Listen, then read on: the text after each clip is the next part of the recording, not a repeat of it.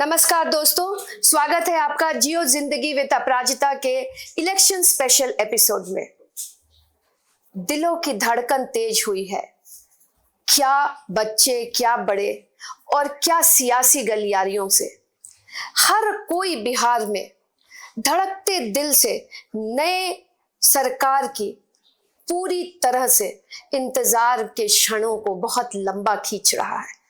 वैसे तो election commission ने बड़ा अच्छा सुविधा दिया है, जस्ट छठ के बाद, और वो भी 2 चरणों में इलेक्शन। ये अपने आप में थोड़ी सुविधा तो जरूर हो गई है, क्योंकि दिल के धड़कन जो एकदम धक धक कर रहे हैं, हम आए कि आप आए।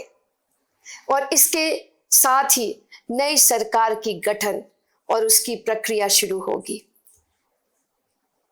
आप सभी जानते हैं, बिहार तो एक ऐसी भूमि है जहां इलेक्शन हो, पॉलिटिक्स हो, ये तो नसों में बहती है और सांसों में उसकी हर धड़कन महसूस होती है।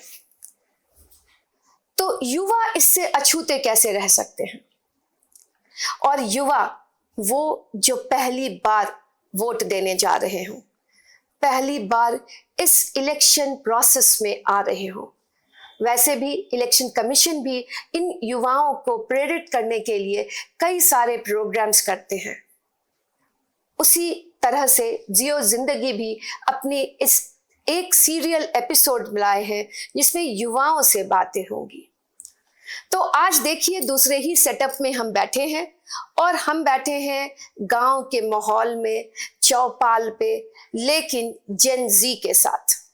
ये अपने गांवों को, अपने शहरों को किस तरह से आगे ले जाना चाहते हैं, उनकी क्या सोच है, उनकी क्या भविष्य की कल्पनाएं हैं। एप्पल के आईफोन के साथ साथ, एप्पल के आईफोन के साथ और क्या क्या इनकी उम्मीदें हैं। क्या सरकार से ये मुफ्त के लैपटॉप्स चाहते हैं, या वैसी प्रक्रिया जिसमें बड़ी मजबूत व्यवस्था बने, जिसमें युवा खुद ही लैपटॉप देने के लिए सक्षम हो जाए। तो चलिए, बातों के सिलसिले को यहीं विराम देते हैं और हम आज मिलते हैं कुछ युवाओं से। वैसे युवा जो बढ़ चढ़कर इलेक्शन के प्रोसेस में हिस्सा ले रहे हैं और पहली बार वोट देंगे।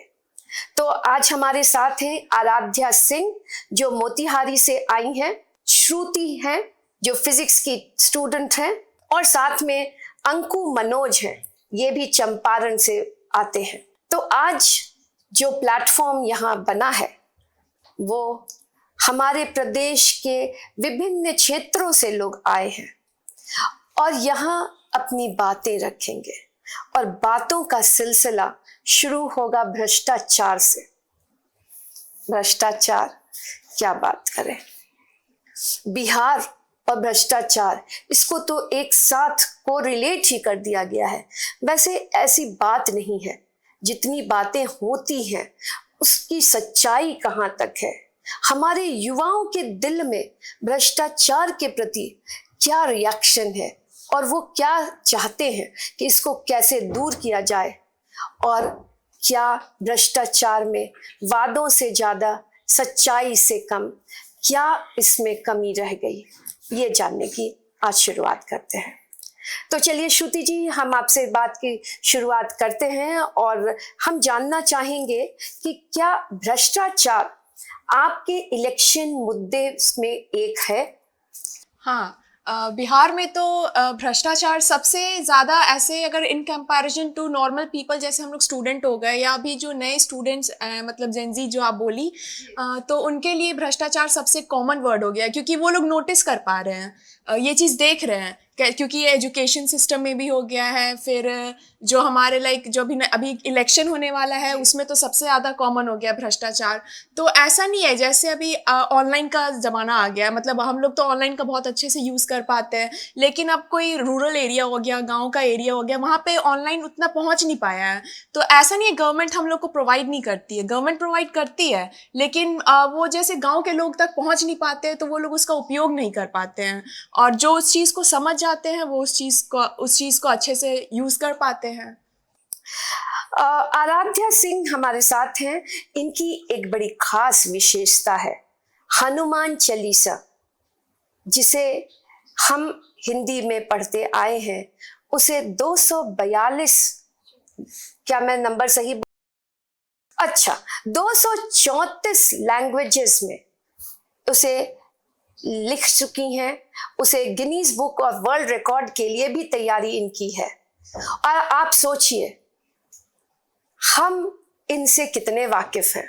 शायद बहुत कम।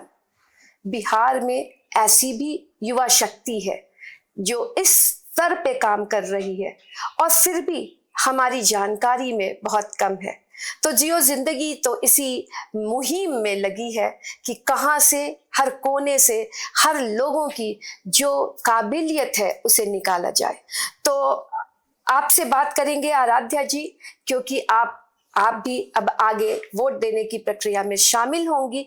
तो जैसा कि श्रुति ने कहा, उसके आगे बढ़ते हुए, भ्रष्टाचार एक मुद्दा तो है और वो एक बहुत बड़ा मुद्दा बन चुका है। तो क्या भ्रष्टाचार बिहार के सिस्टम में घुस गया है, उसे निकाला नहीं जा सकता है? भ्रष्टाचार एक बहुत बड़ा मुद्दा है, ये मैं मानती हूँ, लेकिन ये भ्रष्टाचार अभी से शुरू नहीं हुए, दशकों बीत गए ये भ्रष्टाचार को एक सिस्टम में बंधे हुए।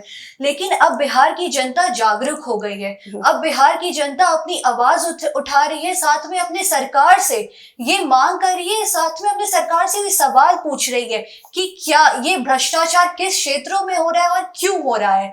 तो अब मुझे लगता है जिस तरीके से बिहार की जनता अब जागरूक हो रही है, और शिक्षा सबसे जरूरी है इस भ्रष्टाचार का, एक ही सॉल्यूशन है, वो है शिक्षा। जब एक शिक्षित युवा, जब बिहार के तमाम युवा जब शिक्षित होके और जब अपनी सरकार से प्रश्न पूछेंगे, ना सिर्फ प्रश्न बल्कि एक इलेक्टोरल रोल में आएंगे, तो संभवतः ना सिर्फ इसका ये भ्रष्टाचार का सिस्टम हटेगा, बल्कि तमाम वो पदाधिकारी जो भ्रष्टाचारी है उनका भी सफाया होगा। क्या बात है। और आपके इस जोश से हमारे बिहार की नई ऊर्जा और नई दिशा मिले, और इलेक्शन के रिजल्ट्स ऐसे हों कि आप भ्रष्टाचार मुक्त सरकार की कल्पना कर सकें, और कल्पना ही नहीं, उसे हकीकत में बदल सकें। तो आगे बढ़ते हैं। हमारे साथ अंकु जी हैं, जैसा कि आपको मैं पहले बता चुकी हूँ, ये चंपारण से हैं, बिहार के कई सारे प्लेटफॉर्म से जुड़े हुए हैं, और साथ ही दलित महिलाओं पे किसी अत्याचार हो रहे हों या इस तरह के किसी भी सामाजिक पहलू पे बड़ी पैनी नजर रखते हैं, और जहां तक भी होते हैं हर वक्त प्रश्न करते हैं, वो चाहे उप मुख्यमंत्री ही क्यों ना हो और मुख्यमंत्री ही क्यों ना हो। भरी सभा में प्रश्न करना, ये इनकी ताकत है। तो अंकु जी, आपसे हम मुलाकात कर रहे हैं यहाँ पे। आप पहली बार वोट देने जा रहे हैं, आप एएन कॉलेज से, संभवतः आप एएन कॉलेज से हैं जी, हाँ, और उभरते हुए नेता भी हैं। तो हम ऐसे उभरते हुए नेता से भ्रष्टाचार के मुद्दे पे अगर बात करें, तो कैसी साफ सुथरी सरकार आपको चाहिए? देखिए, भ्रष्टाचार, यदि सिस्टम भ्रष्ट है तो उसको बदला जा सकता है, लेकिन यदि भ्रष्टाचार को बढ़ाने के लिए ही सिस्टम बनाया गया हो जी, तो फिर उसका क्या समाधान है? तो उसका समाधान है कि युवा जागरूक हों, जो महिलाओं के साथ जो जितनी भी उत्पीड़न होती हैं, इसके लिए महिलाओं को आगे आना चाहिए, शिक्षित, इसके लिए शिक्षा बहुत बड़ा समाधान हो सकता है। और भ्रष्टाचार का एक कारण यह भी है कि चुनावों में आप देखिए, इसका जो मूल जड़ है कि जितने भी पार्टी हैं अपने चुनावों में अधिक से अधिक खर्च करते हैं। जिसका 20-20 हेलीकॉप्टर यदि उड़ रहा हो चुनाव में प्रचार प्रसार करने के, एकदम सही और कहा। 1 घंटा का एक हेलीकॉप्टर का खर्च है लगभग 2.5 से 3 लाख रुपया। तो उसका खर्च जब चुनाव जीतने के बाद कहाँ से भरपाई करेगा सरकार? तो इसके लिए तो भ्रष्टाचार यहीं से शुरू हो जाता है। और दूसरी बात कि सरकार ऐसी चुनना होगा जिसके हर एक व्यक्ति, हर एक मतलब ऐसे लोग उसमें शामिल हो जो शिक्षा के क्षेत्र में अच्छा किए हों, जो समाज को भली भांति समझते हो, ना कि अब कोई चोर हो, डकैत हो, लुटेरा हो, अपहरण किया हो उसमें शामिल हो। अब कोई जो व्यक्ति नरसंहार किया हुआ है उस व्यक्ति को भी आप उप मुख्यमंत्री बना के बिठाए हुए हैं। और आज देखिए कोई एक खास पार्टी क्या बीजेपी उनको टिकट देके भेजी हुई है फिर से चुनावी जो तैयारी है इसमें। ऐसी भी क्या मजबूरी थी? ऐसी भी क्या मजबूरी थी? इस पे एक अदम गोंडवी जी का एक लाइन है कि जितने हरामखोर थे कुर्बो जवार में, प्रधान बन के आ गए पहली कतार में। तो ऐसे लोगों को जब आप अगली कतार में रखेंगे तो फिर वैसे लोग जो निचले स्तर पे, जो समाज के अंतिम पैदान पे खड़े हैं, उनको कहाँ से आप न्याय दिला पाएंगे? वो तो अपने लिए जो भी करेंगे। तो इसके लिए सबसे ज्यादा जरूरी है कि जनता जागरूक हो और हमारे पास स्वच्छ छवि वाले लोग हो। जनता को मतलब ये लगना चाहिए कि हाँ, हम जिन्हें दे रहे हैं वो हमारे सामाजिक सुरक्षा को भी सुनिश्चित करेगा और साथ ही मूलभूत सुविधाओं को भी सुनिश्चित करेगा। रोटी कपड़ा मकान आज बिहार में कमी है, तो इतना ही नहीं सुविधा हो पा रहा है, तो अब आगे की क्या सोचेगा कोई? शिक्षा व्यवस्था पे जब आप बात करने चलिएगा तो वहाँ बस पढ़ाई नहीं हो पा रहा है, मतलब एक पढ़ाई नहीं हो पा रहा है। बाकी क्षेत्रों का छोड़िए, कोई युवा अगर संगीत में जाना चाहे या खेल के क्षेत्रों में जाना चाहे या नृत्य के क्षेत्र में जाना चाहे, और भी कई क्षेत्र हैं, तो बाकी का छोड़िए, अभी तो शिक्षा ही ठीक से नहीं हो। वो ट्रेनिंग की व्यवस्था तो बिहार में नहीं है, कुछ है ही नहीं। शिक्षा के नाम पर बेसिक शिक्षा नहीं मिल पा रहा है बच्चों को। तो ये हम समझें कि शिक्षा के आयाम को बहुत विस्तृत किया जाए, जो स्पोर्ट्स, कल्चर और सभी चीजों को किया जाए, वैसी व्यवस्था आप चाहेंगे? ऐसी व्यवस्था को, इसको बहुत ज्यादा इस पे ध्यान देने की जरूरत है। इस पे आप सबों की क्या राय है? एजुकेशन तो सबसे मेन है, क्योंकि अगर हमारा नेता खुद एजुकेटेड नहीं होगा तो बाकियों का, जैसे जो हम लोग स्टूडेंट वो उनका एफर्ट्स देख रहे हैं कि वो लोग कितना मेहनत करके आगे जा रहे हैं, तो वो उनको देखेगा कि हाँ, हम भी एक टाइम पे ऐसे किए थे, हम भी पढ़े हैं, इतना इतना आगे गए हैं। तो वो उस चीज़ से वो जो नेता जो हमारे बनेंगे तो उनको लगेगा कि नहीं, ये भी एक बार हमारे फेज से जा चुके हैं, तो फिर वो इस चीज़ पे और फोकस करेंगे। क्योंकि अभी का टाइम है कि सब चीज़ पे जीएसटी हो गया, टैक्स हो गया, ये सब बहुत ज़्यादा बढ़ गया है। क्यों बढ़ा है? क्योंकि पैसा तो अब जाता है, वो तो सरकार ही खाती है पैसा, हमारे पे तो नहीं आता है। तो ये सब टैक्स भी बहुत बढ़ गया है। सरकार तो हमारे पे खर्च करने के लिए लेती है और कभी करती भी नहीं है, कुछ नहीं होता है। जैसे अब सड़क ही हो गया, अभी जो हमारा पटना बिहार में मीठापुर साइड का सड़क है वो धंस गया। क्यों? क्योंकि वो अभी कुछ दिन पहले ही बनाया गया है। क्यों? क्योंकि वहाँ पे जो मटेरियल यूज हुआ है वो बहुत चीप क्वालिटी का था। क्योंकि वहाँ पे जब टेस्ट किया गया तो जो वहाँ पे गिट्टी वगैरह था, जो सीमेंट वगैरह था, वो सब एकदम बहुत चीप क्वालिटी होता है ना, गिरा से गिरा क्वालिटी था वो, जिसके कारण वहाँ पे 8 लोगों की मौत भी हो गई उस जगह पे। तो इसके जिम्मेदार किसको? हम लोग नॉर्मल लोग को तो नहीं देंगे ना, वो तो सरकार की जिम्मेदारी, तो जिम्मेदारी चली जाती है वहाँ के उस वक्त के इंजीनियर, ठेकेदारों पे। लेकिन इसकी पूरी जिम्मेदारी सरकार को ऐसी पारदर्शिता बनाकर ऐसे ठेकेदार और ऐसे ठेके देने होंगे। जरूरी है। बस हमारे नेता आज सत्ता में बैठ के एक शासक के रूप में अपने शासनकाल में सिर्फ कुर्सी की राजनीति कर रहे हैं। जरूरी है उनको ये सारे विषयों पे, आखिर में एक्चुअली बात ये है कि हम जनताओं की प्रॉपर्टी उनके घर की रोटी है। जरूरी है इसको ठीक करना। और मैं यहाँ किसी पर्टिकुलर नेता का नहीं, बल्कि ये हर एक नेता, हर एक राजनीतिक दल का विषय है। इस पे आवाज उठाने की जरूरत है। व्यवस्था परिवर्तन की तो आवश्यकता है, और व्यवस्था परिवर्तित तो आप युवाओं से ही होगी। और सभी पार्टी, आप लोगों की मांग भी है, और इसे बस जब मैं शब्दों में बता दूं कि सभी पार्टी युवाओं को तरजीह दे, तभी व्यवस्था परिवर्तन में हम ईंट जोड़ सकेंगे। तो चलिए आगे बढ़ते हैं। सरकारी नौकरियों की व्यवस्था कैसी है? आप सभी ग्रेजुएशन के लगभग ग्रेजुएशन के छात्र हैं, और इसके बाद आप फिर नौकरियों के तलाश में लग जाएंगे।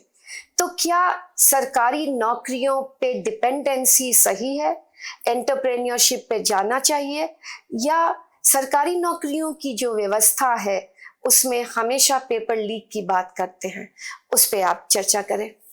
एंटरप्रेन्योरशिप के साथ जाना चाहिए। आप एक जो इस पे कोट किए हैं, तो सरकार वैसी व्यवस्था भी तो दे।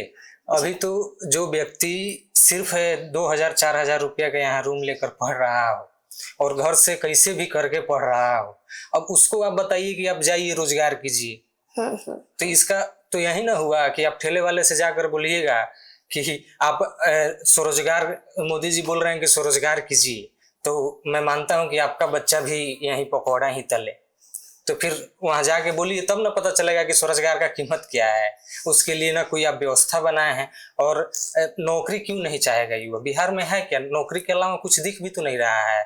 आप अभी जो बोले हम कि इसके लिए संगीत के क्षेत्र में, खेल के क्षेत्र में यदि कोई युवा चला जाए तो यकीन मानिए कि उसका भविष्य बर्बाद हो जाएगा। आज के यही बिहार की स्थिति है। नहीं, ऐसी बात नहीं है। कुछ युवा तो अपनी मेहनत से यहाँ से क्रिकेट के क्षेत्र में 2 युवा यहाँ से काफी अच्छा प्रदर्शन कर रहे हैं। यहाँ से गए हैं, उसमें से आप दोनों को जब आप उसके पृष्ठभूमि को देखिए उन्हें, तो कोई यहाँ से खेल के आगे नहीं बढ़ पाया।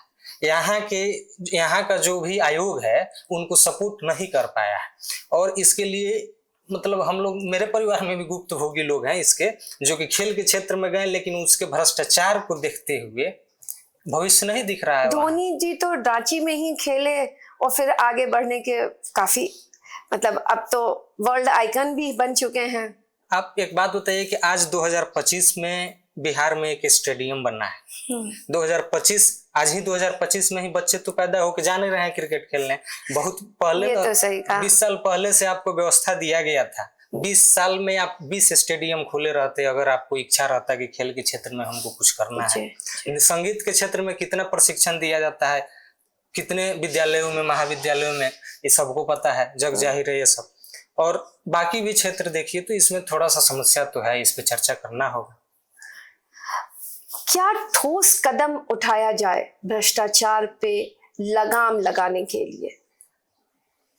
नई सरकार से वो कदमों की क्या जरूरत होगी? वो कैसे कदम हो? या फिर चुनाव के वक्त आपके चुनाव से आपके भविष्य की रूपरेखा तैयार होती है? बिल्कुल, एक सरकार ही, जब हम एक सरकार को चुनते हैं तो एक सरकार ही हमारे प्रदेश की दिशा और दशा दोनों ही तय करता है, बल्कि हम युवाओं का भविष्य भी एक सरकार के ही हाथ में निर्भर होता है। ऐसे में ज़रूरी है एक अच्छी और सच्ची सरकार का आना, और जो अपना काम को निष्ठा से करे और हर एक मुद्दे को उठाए, बल्कि हर एक युवा की आवाज़ों को उठाए।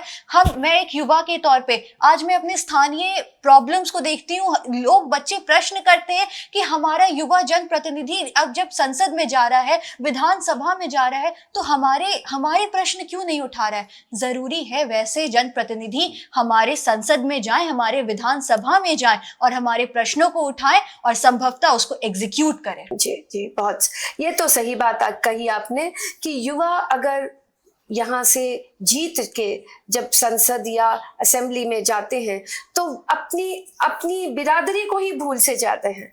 वो चाहे युवा हो या जो कोई भी इलेक्टेड होते हैं, इलेक्शन के वक्त की सारी बातें वो इलेक्ट होने के बाद लगभग भूल से जाते हैं।